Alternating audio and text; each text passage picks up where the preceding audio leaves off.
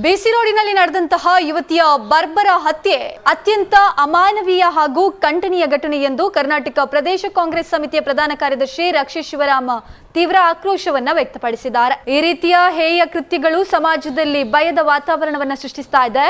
ಮಹಿಳೆಯರ ಸುರಕ್ಷತೆಯ ಕುರಿತು ಸಾರ್ವಜನಿಕರಲ್ಲಿ ಆತಂಕ ಮೂಡಿಸುವ ಇಂತಹ ಘಟನೆಗಳನ್ನು ಯಾವುದೇ ಕಾರಣಕ್ಕೂ ಸಹಿಸಲು ಸಾಧ್ಯ ಇಲ್ಲ। ತಪ್ಪಿತಸ್ಥರನ್ನ ಕಾನೂನಿನ ಮುಂದೆ ತಂದು ಕಠಿಣ ಶಿಕ್ಷೆಗೆ ಗುರಿಪಡಿಸಬೇಕು ಎಂದು ಆಗ್ರಹಿಸಿದ್ದಾರೆ। ಈ ಪ್ರಕರಣದ ಕುರಿತು ಪೊಲೀಸರು ತ್ವರಿತ ಹಾಗೂ ನಿಷ್ಪಕ್ಷಪಾತ ತನಿಖೆ ನಡೆಸಿ ಘಟನೆಯ ಹಿಂದಿರುವ ಎಲ್ಲಾ ಸತ್ಯಾಂಶಗಳನ್ನು ಬಹಿರಂಗಪಡಿಸಬೇಕು। ತಪ್ಪಿತಸ್ಥರು ಯಾರೇ ಆಗಿದ್ರೂ ಯಾವುದೇ ಒತ್ತಡ ಅಥವಾ ಪ್ರಭಾವಕ್ಕೆ ಮಣಿಯದೆ ಕಾನೂನು ಕ್ರಮ ಕೈಗೊಳ್ಳಬೇಕು ಎಂದು ಒತ್ತಾಯಿಸಿದ್ರು। ಮೃತ ಯುವತಿಯ ಕುಟುಂಬಕ್ಕೆ ಈ ದುಃಖವನ್ನು ಭರಿಸುವ ಶಕ್ತಿಯನ್ನ ದೇವರು ನೀಡಲಿ ಎಂದು ಸಂತಾಪವನ್ನ ಸೂಚಿಸಿದ ಇವರು ಸರ್ಕಾರವು ಕುಟುಂಬಕ್ಕೆ ಅಗತ್ಯ ನೆರವು ಹಾಗೂ ನ್ಯಾಯ ದೊರಕಿಸುವ ನಿಟ್ಟಿನಲ್ಲಿ ಸೂಕ್ತ ಕ್ರಮ ಕೈಗೊಳ್ಳಬೇಕು ಎಂದು ಮನವಿಯನ್ನ ಮಾಡಿದ್ರು।